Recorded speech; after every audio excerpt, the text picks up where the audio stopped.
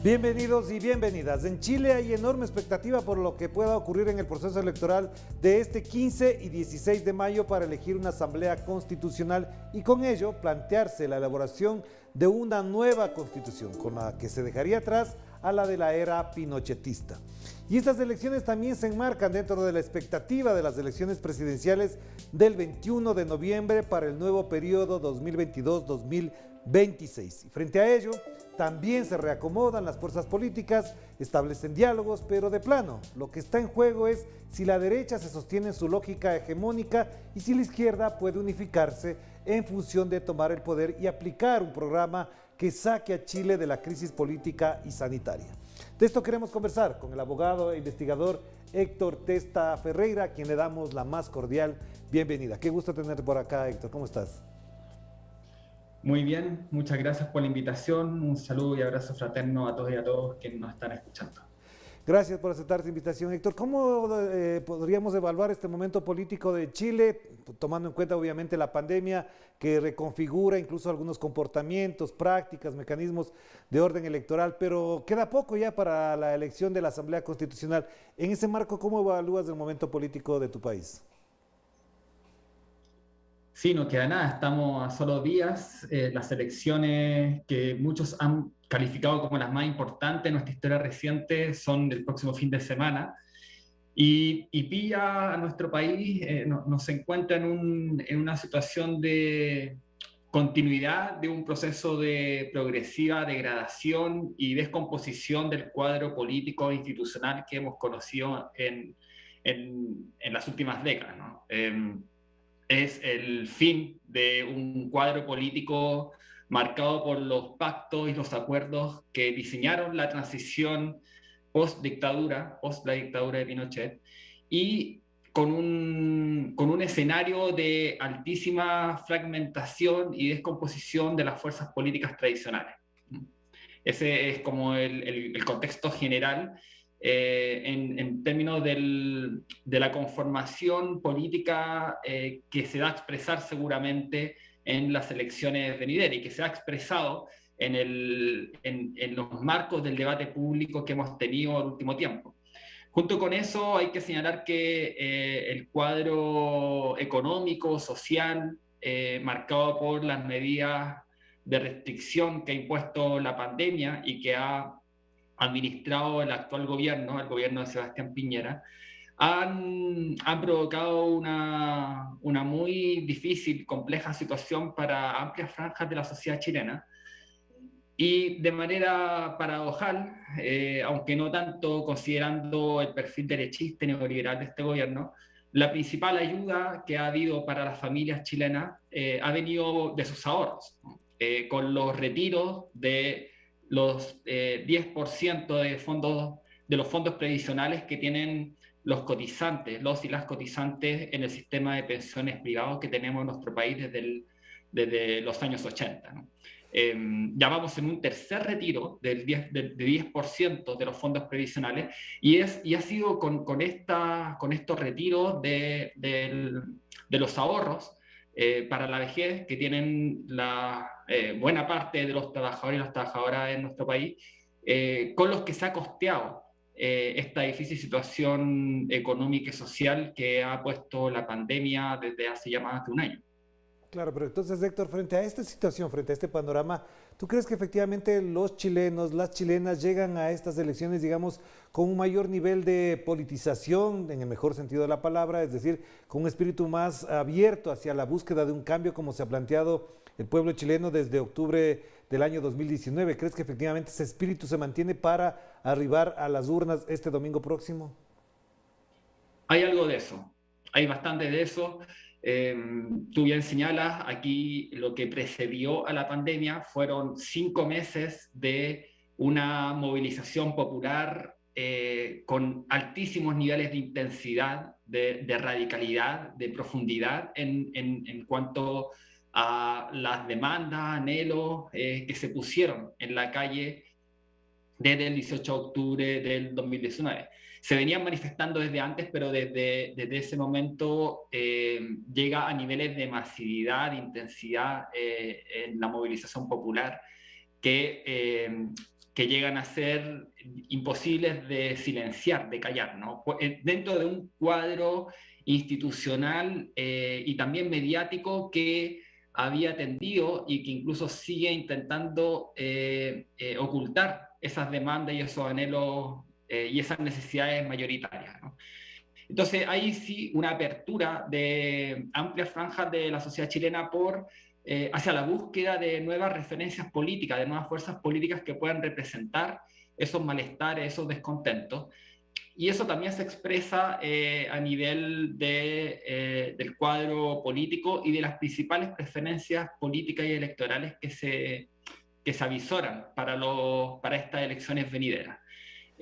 No tenemos un conocimiento acerca de cómo vendría siendo la magnitud de ese vuelco electoral que posiblemente se va a expresar en las urnas este fin de semana, puesto que las principales encuestadoras privadas que como buena parte de los mercados y de la actividad en Chile está altamente concentrado en manos de agentes del alto empresariado y de las derechas políticas, las encuestadoras han decidido simplemente no preguntar acerca de las preferencias electorales para esta elección a la Convención Constitucional. Algo bastante extraño, sorpresivo a ojos de alguien que lo ve desde afuera, pero que se explica en buena parte por el interés que tienen los sectores más conservadores y neoliberales por ocultar esta nueva realidad política y electoral que se va abriendo paso en nuestro país poco a poco y que seguramente va a tener algún grado de expresión en las elecciones del próximo fin de semana. Sí, precisamente te preguntaba porque te iba a preguntar esto porque efectivamente no hay indicios, no hay sondeos, no hay encuestas, no hay indicadores que puedan advertir o por lo menos predecir el comportamiento electoral de los chilenos y de ahí venía la pregunta anterior. Pero ahora en función de esto también te planteo lo otro, hasta dónde efectivamente con este tipo de manejo mediático de las encuestas sin cifras, ¿crees que frente a las urnas la situación en la población, la ciudadanía va a tener una posición que arribe a preferir, digamos, a los sectores representativos de quienes protagonizaron la movilización social, la desobediencia civil? ¿Crees que efectivamente ahí se va a verificar el apoyo a esa protesta o por el contrario, crees que ante el silencio, ante el opacamiento que tiene este acontecimiento político podría ocurrir cualquier cosa? Sí, sí, yo no tengo ninguna duda de que en términos de votos, aquí va a haber un vuelco electoral hacia las fuerzas sociales y políticas que han estado empujando la demanda por una nueva constitución y un proceso constituyente en nuestro país, y lo que uno podría categorizar como el octubrismo, ¿no? Es decir, las fuerzas que impulsaron la revuelta social y popular de octubre y los meses que le vinieron. Ahora, cómo eso se traduce en escaños en la Convención Constitucional es algo muy incierto por el sistema electoral que se ha impuesto para esta convención, ¿no? Es un sistema electoral que tiende a privilegiar a las listas más amplias y lamentablemente por la misma composición heterogénea y diversa de este octubrismo del movimiento popular chileno, había una fragmentación en distintas candidaturas y listas que seguramente va a tender a generar una subrerepresentación de los sectores más conservadores y neoliberales y una subrerepresentación de las fuerzas octubristas. Además, esto con la complejidad que pone una de las condiciones con las que se ha regulado el proceso de cambio constitucional, que es la regla del quórum de los 2/3, ¿no? Que pone un altísimo quórum para la generación de acuerdos dentro del marco de la Convención Constitucional y que seguramente la derecha va a quedar por sobre ese un tercio, ¿no? Me refiero a la derecha más dura, la derecha que hoy día gobierna, la derecha que es heredera del pinochetismo y guardián de la Constitución del 80. Por lo tanto, si viene un tiempo de bastante complejidad, ya desde el inicio del proceso de elaboración constitucional, esto se va a expresar, puesto que una de las primeras cuestiones que tiene que decidir, que tiene que ponerse como tarea la Convención Constitucional, es la redacción del reglamento.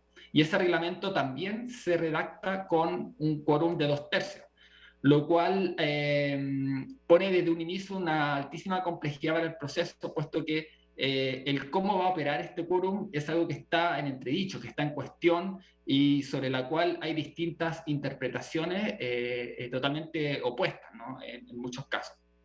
Claro, claro, claro. Para cerrar entonces la última pregunta, Héctor, y a propósito de lo que acabas de mencionar, si esa es la lógica y la complejidad con la que está planteado, ¿crees que efectivamente haya voluntad política de parte de la derecha, fundamentalmente, que está en la hegemonía del poder desde hace muchos años, para reivindicar y además resignificar la protesta popular que efectivamente ha planteado algunas transformaciones? Es decir, en el escenario, en la perspectiva popular y social está la transformación de la sociedad chilena. ¿Crees que hay esa lectura adecuada de parte de los sectores de la derecha hegemónica de Chile?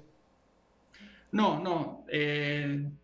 En los sectores de derecha hay una resistencia al cambio y seguramente va a haber, de algunos sectores, va a haber cierta apertura para algunos cambios menores que no signifiquen una alteración del escenario político, institucional altamente excluyente y con un poder muy concentrado en manos de una minoría, muy minoría, ¿no?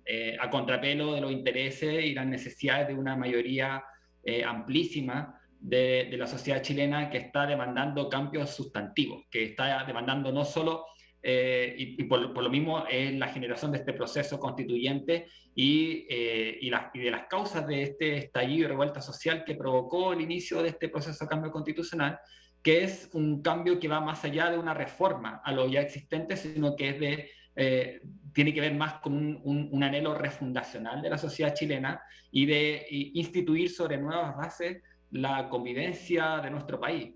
Y en ese sentido la derecha ha sido consistente con un afán de resistencia y de conservación del modelo político excluyente y del modelo económico y social de carácter neoliberal que existe en Chile. Claro, y se parece muchísimo a lo que estamos viviendo y expectando sobre Colombia. Vamos a hacer la primera pausa y enseguida volvemos con Héctor Testa Ferreira, abogado, investigador chileno, que efectivamente a pocos días ya de las elecciones en Chile nos advierte de la complejidad de esta situación política en Chile. Vamos a la pausa.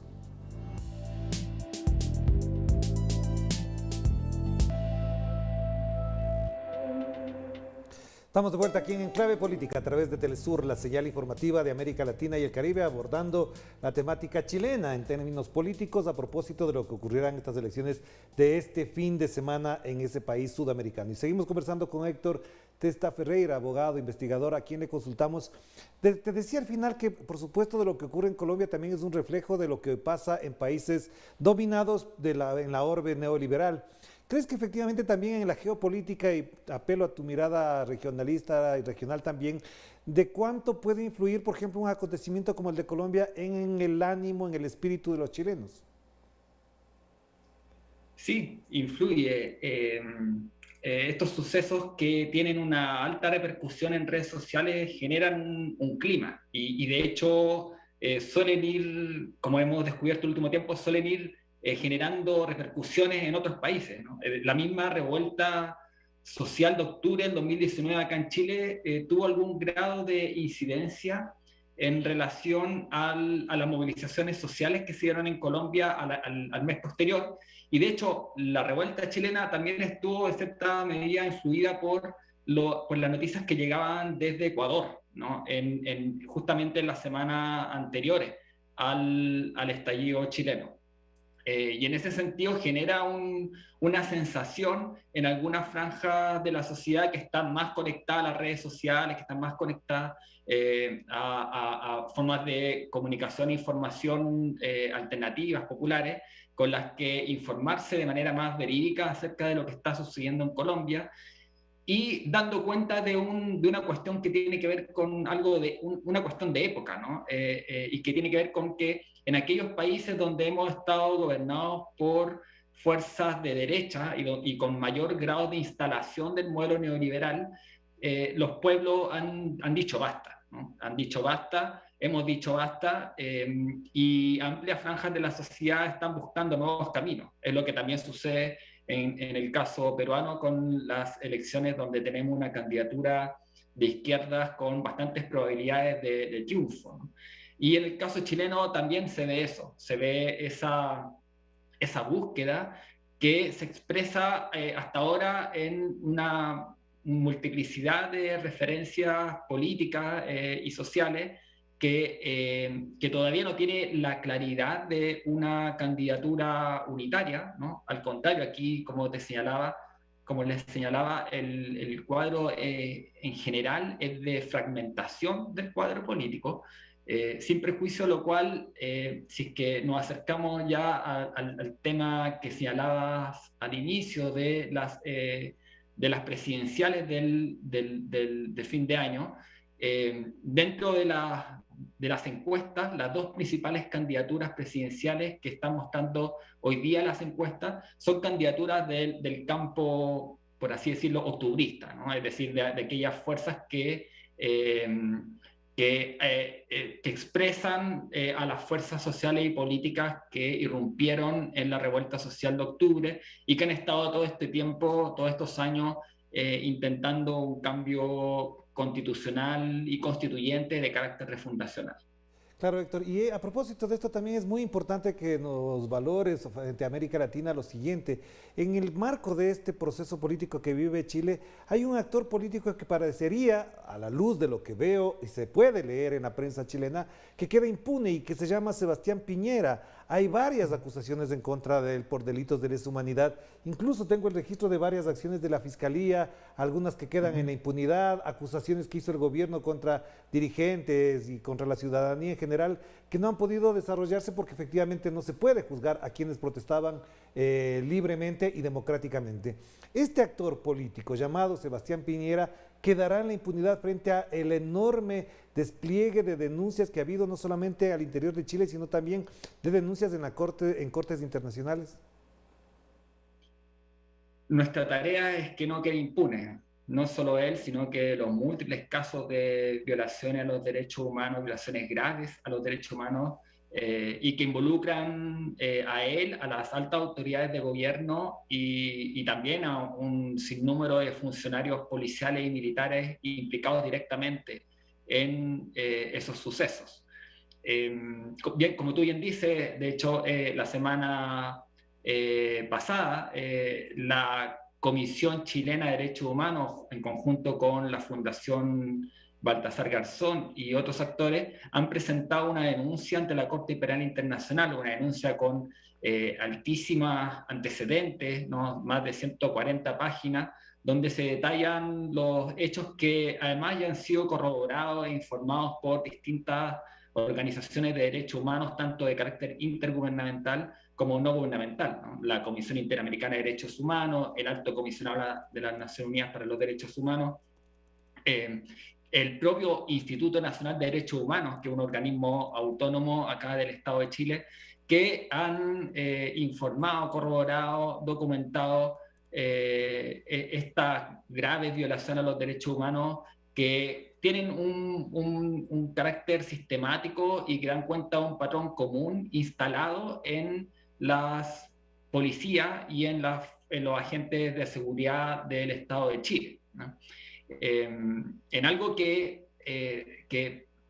con una masividad, con una generalidad que a muchos les sorprendió, pero que tiene una base, ¿no? Que tiene que ver con la continuidad de las mismas Fuerzas Armadas y de Orden, de sus mismas doctrinas policiales y militares, de la continuidad del mando que ha habido desde la dictadura de Pinochet en adelante. Aquí no ha habido una depuración de las Fuerzas Armadas y de Orden, más bien ha habido un dejar hacer, un dejar hacer y una independización de las fuerzas militares y policiales en relación al poder civil, lo cual además se ha expresado no solo en casos de violación a los derechos humanos, sino que con enormes casos de corrupción y de desfalco de recursos públicos en manos de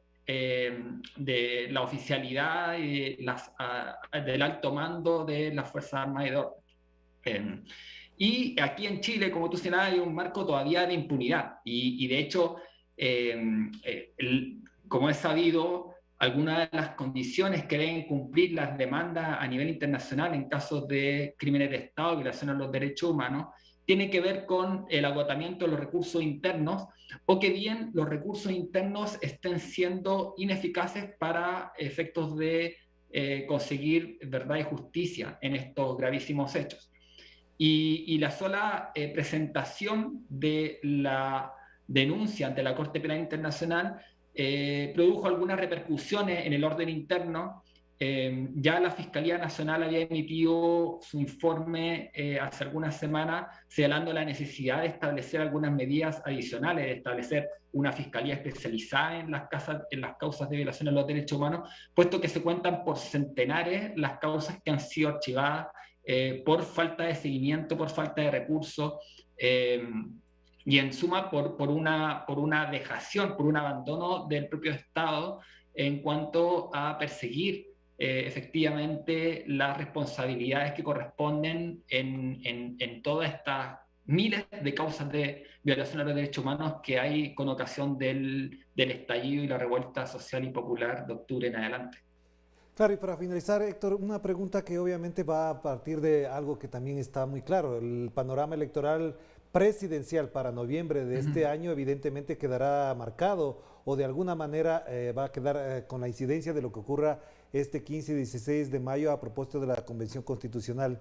¿De qué manera crees que efectivamente este resultado podría variar lo que hasta este momento constituye ya lo que llaman normalmente una polarización? Un candidato sólido de la izquierda contra una derecha que todavía no ha definido su candidatura o su representante. ¿Crees que efectivamente en esa lógica va a actuar tal como ha ocurrido, por ejemplo, en el Perú, tal como ha ocurrido, por ejemplo, en Ecuador?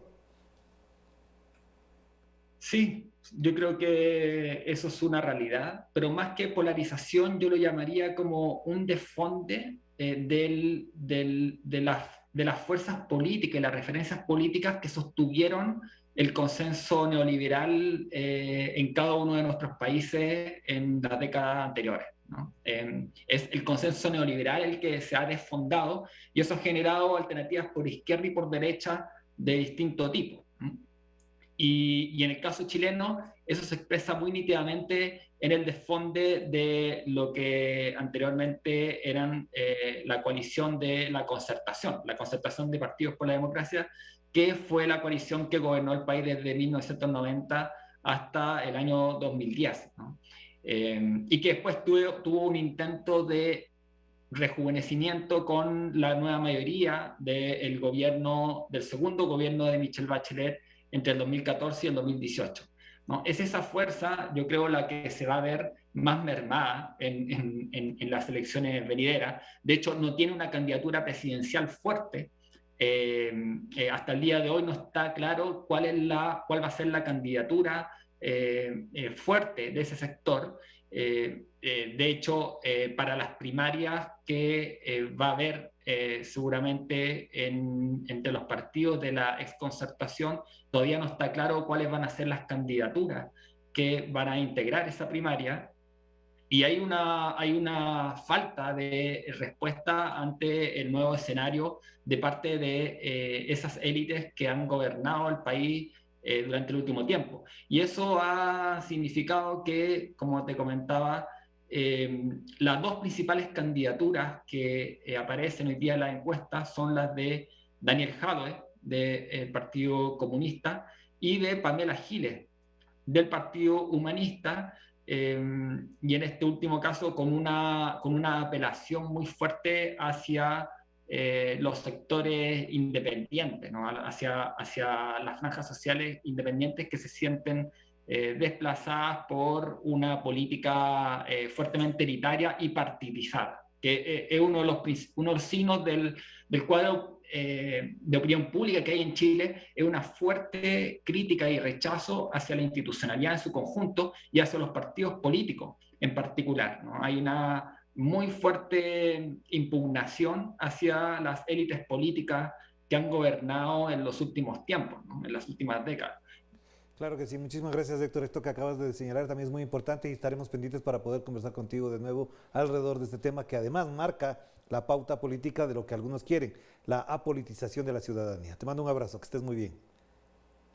Un abrazo fraterno y a mantener ahí la atención que seguramente en nuestro país van a suceder cosas muy interesantes este fin de semana próximo. Claro que sí, Muchas estaremos gracias por la pendientes y invitación. además estaremos informando a partir de Telesur lo que ocurra en las elecciones de este sábado y domingo en Chile. Efectivamente, hay elecciones, estamos pendientes de esto, nuestra cobertura informativa estará concentrada también en esto porque también, obviamente, los otros acontecimientos de América Latina nos interesan. Pero Chile, con este acontecimiento, podría marcar un giro político de mucha envergadura en esa región. Nos despedimos, cuídense mucho, que la pasen bien. Chao, chao.